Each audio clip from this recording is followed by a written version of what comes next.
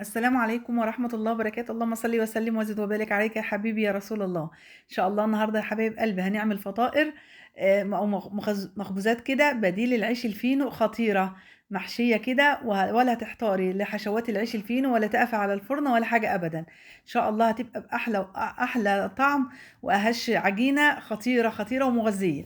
هنعجن في العجان يا حبايب قلبي، معايا مج من الحليب دافي ومج من المية دافي عشان الجو بقى برد عن الاول. معايا هنا صفار بيضه، ومعايا 5 معالق كبار من السكر، بياض بيضه معذره، ومعلقه ونص خميره كبيره. هندوبهم كويس جدا جدا مع بعض يا حبايب قلبي، ولو لا متاكده من فعاليه الخميره هحط المكونات معايا على طول. هبدا هنا احط الدقيق. انا العجينه بتاعتي الخميره مجرباها وجميله جدا. هحط عليها معلقه كبيره كده من الخل، ومعلقه صغيره من الملح، ومعلقه كبيره بيكنج باودر، ورشه فانيليا، نص معلقه فانيليا كده. ما تستغربوش يا حبايب قلبي. هشيل الكف بقى هنا كده اللي قلبت بيه، كل المكونات امتزجت، بس طبعا العجينه لسه قاسيه شويه. هجيب النص مج اللي معايا، احط منه كده معلقتين بالشكل ده يا حبايبي. وبعد كده ما اقلقش ابدا ولا ازود اي حاجه عن المقدار ده.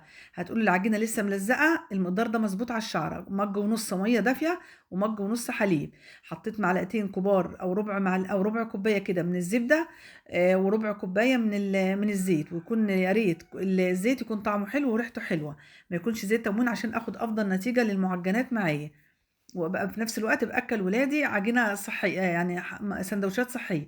عجنتها كويس جدا جدا في العجان حوالي 7 دقايق، وشلتها حطيتها على الرخامه كده.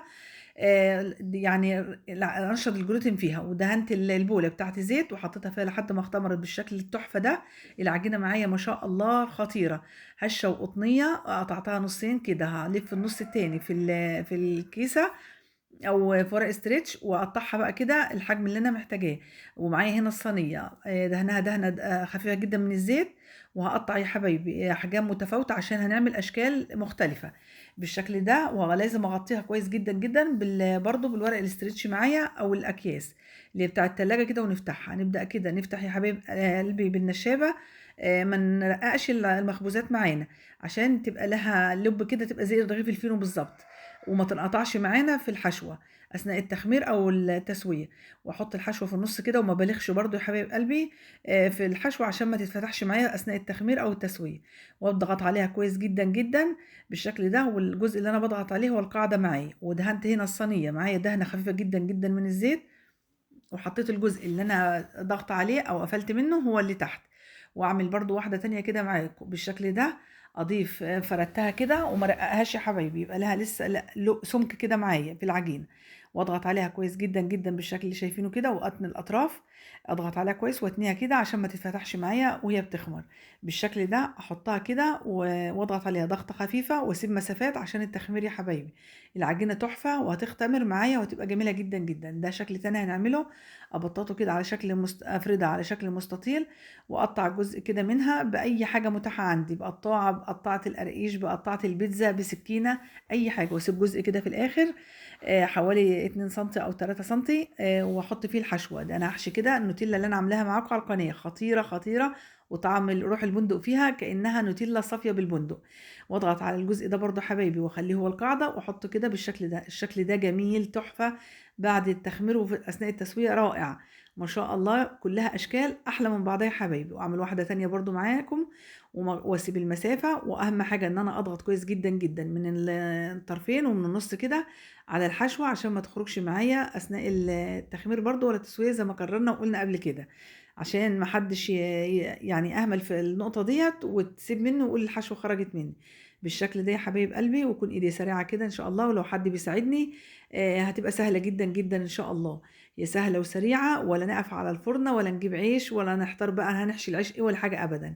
بالشكل ده يا حبايب قلبي بنكرر العملية اهوت بعد يعني اكتر من واحدة عشان كل المعلومة تدخل وتثبت معانا ان شاء الله. ودي شكل تاني برضو نفس الفرد ونفس كل حاجة، بس عملناها بالعرض بدل ما نلفها بالطول لفناها بالعرض بالشكل ده يا حبايب قلبي. واضغط على الحشوة كويس جدا جدا واتنيها كده، بتبقى شكل الهلال كده جميلة قوي قوي. الشكل ده بيعجبني جدًا، جميل وcute كده وحلو، وحاجات بتفتح نِفس الأولاد وبتشجّعهم على إنهم ياكلوا. والحشوة اللي معايا دي يا حبايب قلبي جبنة، على زيتون، على فلفل ألوان، على لانشون اللي أنا عاملاه برضه معاكم على القناة. الشكل أهو يا حبايب قلبي، ويا ريت كل شكل نعمله نشكّله أو نقطّعه يكون في صاج لوحده عشان التسوية تبقى مضبوطة معانا. ده شكل تاني يا حبايبي، هاخد الكورة اللي أنا مقطّعاها وأقطّعها 3 أجزاء كده، أبرمها زي البقسماط بالضبط، وأضفّرها زي الضفيرة زي ما إحنا بنضفّر كده بناتنا بالشكل ده. نضغط على الطرف من قدّام ومن ورا ونتنيها كده، بصراحة جميلة جدًا، جدًا، شكلها شوفهم خطير. وأضغط على أهم حاجة الجزء اللي أنا باقفل منه، أضغط عليه كويس جدًا، جدًا، لأن هي بسم الله ما شاء الله العجينة تحفة، هتختمر أوي، ما تفكش معايا. برضه هنعمل كمان واحدة بس طريقة اللف اللي هتبقى مختلفة، هنلفّها على نفسها كده بتبقى جميلة أوي، أوي برضه يا حبايبي، مش تضفير، هي بنلفّها على نفسها كده بس ب3 مش 2. جميلة، جميلة، جميلة. وأقفلها كده أبرمها وأقفلها كويس جدًا، جدًا. وده برضه شكل تاني يا حبايب قلبي، بس بنطوّل طبعًا بنعمله زي الباتون ساليه كده رفيّع وتكون طويلة، وألفّها على نفسها كده وبسم الله ما شاء الله، ونبرمها كده بعد ما بنلفّها كويس جدًا، جدًا، ونلفّها على نفسها كده عسل، بتبقى شكل الوردة كده جميلة. بتفكّرني المعجنات ديّة بالمنجقونة كده والبريوش، جميلة، جميلة، جميلة.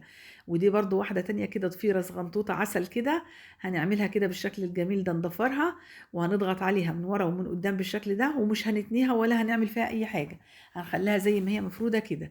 يعني الشكل برضه أنا كل الأشكال بصراحة رائعة، رائعة، رائعة، ما شاء الله لا قوة إلا بالله.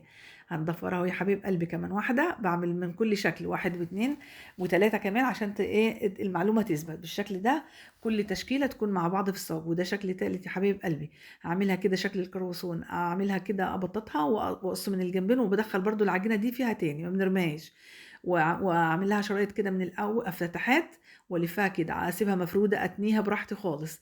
وده شكل يا حبايب قلبي برضه أهوّة، مش هنقص منه ولا حاجة عشان ما حدش يستصعب، أهو بالشكل ده، وأعمل له الفتحات وألفّها كده بالشكل ده، ممكن أسيبها مفرودة وممكن أتنيها.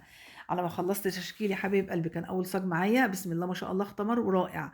دي الصفار البيضا اللي أنا شايلاه من الأول يا حبايب قلبي، حطيت عليه شوية كده من قهوة سريعة الذوبان، على شوية معلقة خل، على معلقتين حليب، وبالشكل ده أرُش عليه سمسم أو حبة البركة أو ميكس حسب ما أنتم عاوزين. وده مشروب طبي جديد لسه فاتحاه، باسيبهم للمطبخ مخصوص، وباعمل فيها فتحات كده بتدّيني شكل رائع يا حبايبي، ما شاء الله. وأكون مولعة الفرن وأنا باعمل على أعلى درجة حرارة في الفرن من فوق ومن تحت، وأول ما أحط كده أطفي من فوق وأشغّل المروحة لو متاحة، بتطلع بالنتيجة الرائعة دي يا حبايب قلبي. وديّة رشينا عليها سكر، بصراحة تحفة. وممكن لو عندي مش ما ادهنش سكر، أدهن مربة مشمش كده خفيفة، تبقى تحفة يا حبايب قلبي.